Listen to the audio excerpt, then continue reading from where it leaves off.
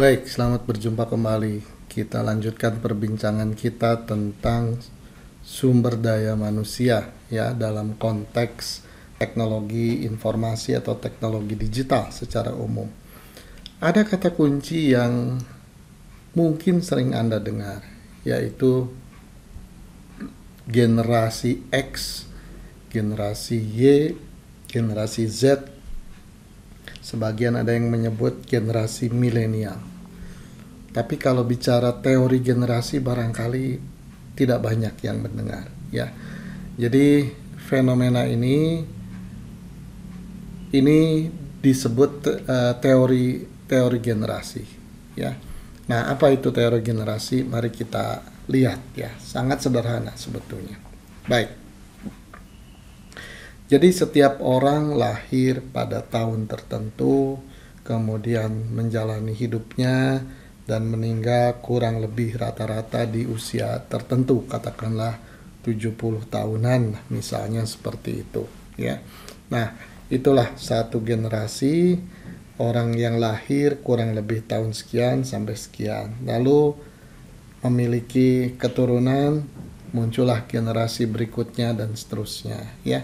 Nah, dulu isu generasi ini, perbedaan karakter antar generasi tidak terlalu menonjol.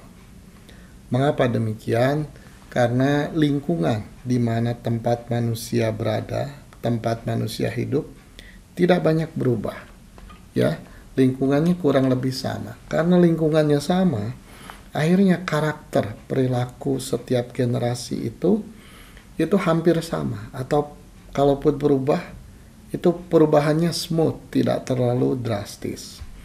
Nah, sekarang di era di mana teknologi berubah dengan cepat, di satu sisi, yang kedua, teknologi berpengaruh kuat terhadap cara hidup kita, cara hidup manusia, sehingga melahirkan efek, dampak, bahwa generasi yang berbeda karena pengaruh ketersediaan teknologi di masa hidupnya atau ketika pembentukan karakternya, sehingga memunculkan karakter generasi yang berbeda. Kira-kira itu pemahamannya ya. Jadi mungkin sekarang terjadi bahwa orang tua merasa sulit memberikan pemahaman kepada anaknya. Kenapa? Karena pola pikirnya beda, generasinya beda, pola pikirnya beda, referensi berpikirnya berbeda, ya. Lain dengan saya, ya, yang usianya sudah, atau bukan masalah usia, tapi saya lahir di generasi di mana teknologi ketika saya terbentuk remaja begitu, itu masih belum sehebat sekarang perubahannya. Sehingga apa yang dibentuk oleh orang tua saya melekat ke saya dan berlanjut. Sehingga smooth ya perbedaan karakter antara generasi itu. Sekarang sangat berbeda. Ya, intinya adalah itu ya.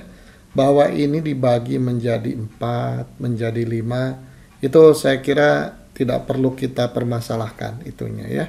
Tapi secara umum ada pembagian yang membagi menjadi generasi tradisionalis, yang generasi yang sudah sangat tua untuk ukuran saat ini. Ya. Kemudian ada generasi yang disebut boomers atau baby boomers. Lalu ada generasi X, generasi Y, generasi Z. Ya. Kadang-kadang diistilahkan generasi Y milenial. Generasi Z generasi 2020 dan seterusnya ya, apapun istilahnya ya. Kalau mau disederhanakan bisa jadi dua kategori saja, kaum tua ya serta kaum muda atau milenial gitu ya. Nah, jadi apa pentingnya kita memahami ini, memperbincangkan ini? Paling tidak ada dua hal. Kalau kita tempatkan diri kita di organisasi, perusahaan yang menawarkan produk, begitu, ini kita punya kepentingan memahami mereka.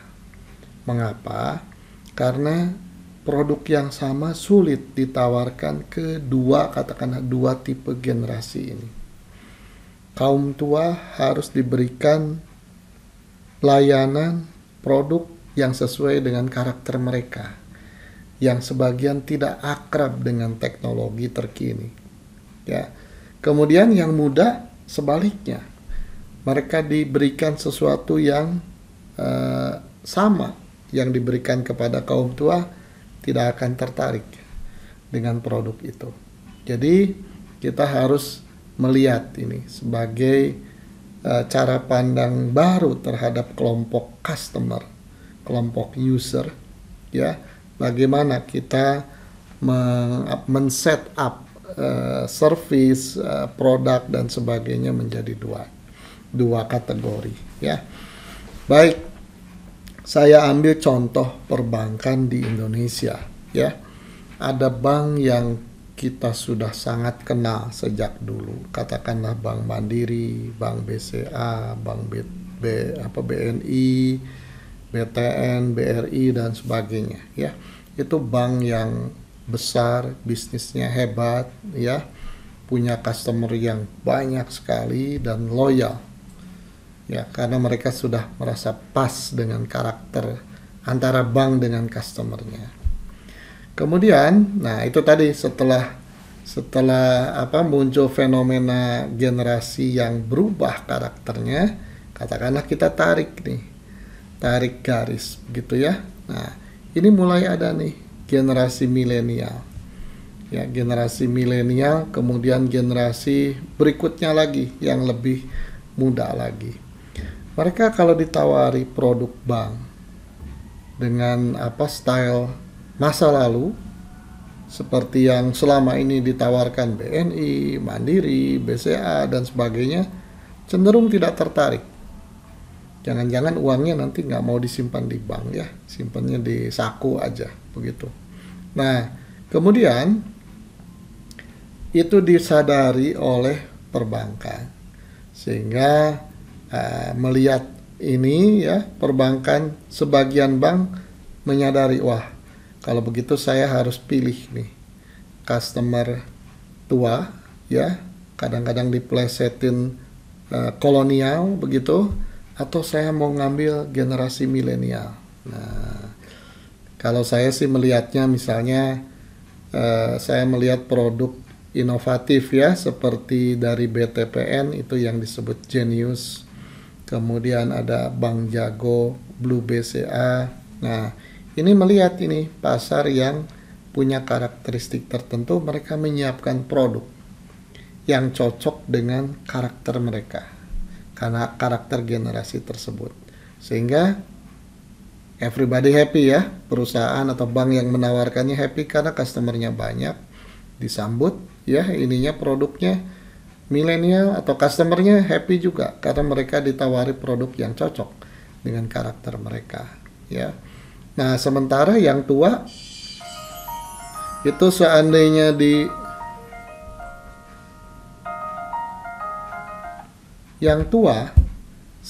ditawari produk-produk untuk milenial tidak akan tertarik. Kenapa? Mereka merasa kesulitan.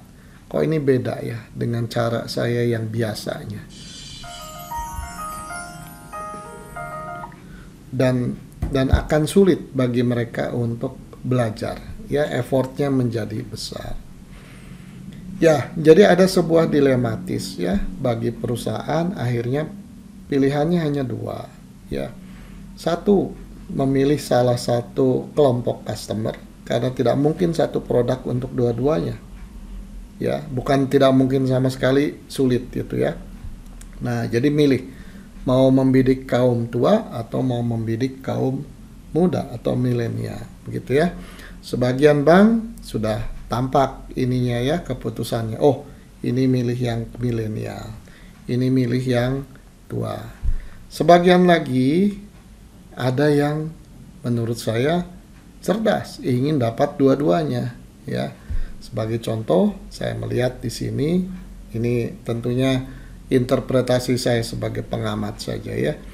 Ini BCA, kalau diperhatikan ada BCA lama tetap bertahan, tidak berubah, untuk melayani customer lama. Kemudian ada BCA yang baru dengan institusi bank yang berbeda, ownernya mungkin sama ya. Blue BCA Digital khusus untuk milenial dengan style milenial. Nah, ini saya kira ya yang harus dipahami.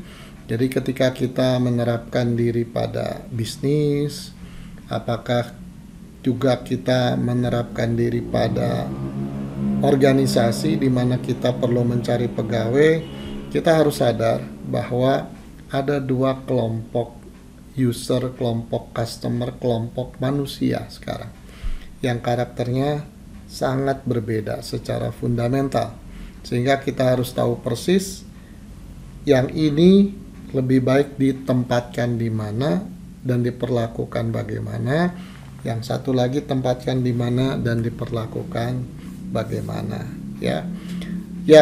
Masih tentang manusia ya, SDM yang berubah, bagaimana kita membawa satu kelompok manusia untuk berubah. Saat ini berbagai organisasi atau perusahaan sedang melakukan sesuatu yang disebut transformasi digital, menerapkan potensi teknologi digital untuk membawa organisasi atau perusahaan ke arah yang jauh lebih baik ya. Nah, ini biasanya perlu dua hal yang utama itu. Yang pertama adalah leadership yang kuat dari pimpinannya. Tentunya pimpinan harus bisa memperlihatkan ya style baru yang berubah pimpinannya, karakternya. Jangan sampai pimpinannya kelihatan tidak akrab dengan teknologi, bagaimana kita mau meyakinkan yang kita pimpin ya. Jadi digital leadership itu sebetulnya banyak aspeknya, tapi intinya adalah bagaimana kita punya sebuah strategi membawa, meyakinkan seluruh orang untuk berubah ke arah mode baru lah ya dalam bekerja, dalam menjalankan bisnis. Yang kedua, apa sebetulnya yang dirubah itu?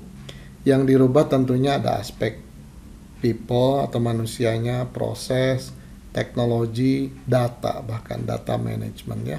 Tapi yang utama, yang paling menantang itu adalah manusianya. Kita harus ubah culture-nya itu menjadi kultur baru yang disebut digital cultures, kultur digital. Ya, intinya begitu ya. Baik, kemudian dengan semakin kuatnya penerapan teknologi, ketergantungan perusahaan terhadap teknologi akan semakin kuat. Ya.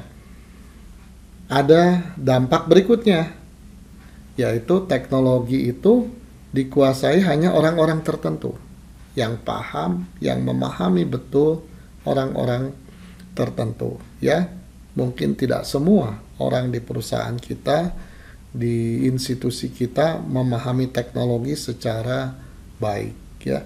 Ya, itu kita sebut saja IT key personal. Nah, ini sampai sekarang walaupun perguruan tinggi yang memiliki program studi berhubungan dengan IT itu sangat banyak, tapi orang IT yang memiliki kapabilitas yang sudah matang itu masih jauh jumlahnya dibanding kebutuhannya. Sehingga fenomena bahwa seseorang ditawari pekerjaan yang serupa di perusahaan lain dengan imbalan atau gaji yang lebih tinggi itu masih sering terjadi. Atau perpindahan orang kunci IT ya, seperti pemain bola sesudah terkenal itu ditawari pindah ke klub lain ya. Baik, kalau kita bicara sekarang tentang kemampuan apa yang harus dimiliki oleh orang-orang zaman sekarang, itu paling tidak ada dua kategori. Yang pertama adalah literasi digital, Yang kedua adalah skill digital atau digital talent, kadang-kadang disebutnya begitu ya. Nah, jadi literasi digital itu adalah gampangannya semacam pengetahuan umum ya, hal-hal yang harus diketahui, minimalisnya harus diketahui begitu ketika dia berada di dalam lingkungan digital. Jangan sampai tidak paham masalah isu security, tidak paham masalah privacy, tidak paham melakukan hal-hal yang fundamental, baca email dan sebagainya, tidak paham bahwa komputer itu bisa diprogram dan sebagainya ya. Nah, itu literasi digital yang harus dimiliki oleh semua orang tanpa kecuali sebetulnya. Jadi literasi ini bukan skill ya, bukan apa ya, bukan pengetahuan spesifik membuat aplikasi atau apa, bukan. Ya, itu pengetahuan umum tapi dalam dunia digital, kira-kira begitu. Itu yang akan membawa dia berperilaku tepat, berperilaku positif di dalam sebuah lingkungan yang serba digital ya. Nah, satu lagi adalah skill digital, kemampuan khusus ya,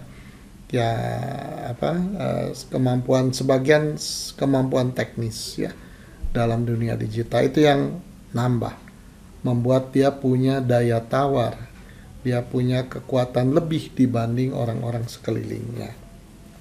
Salah satu yang penting di sini adalah yang menonjol ya kemampuan programming ya, kemampuan sebagai data scientist dan sebagainya.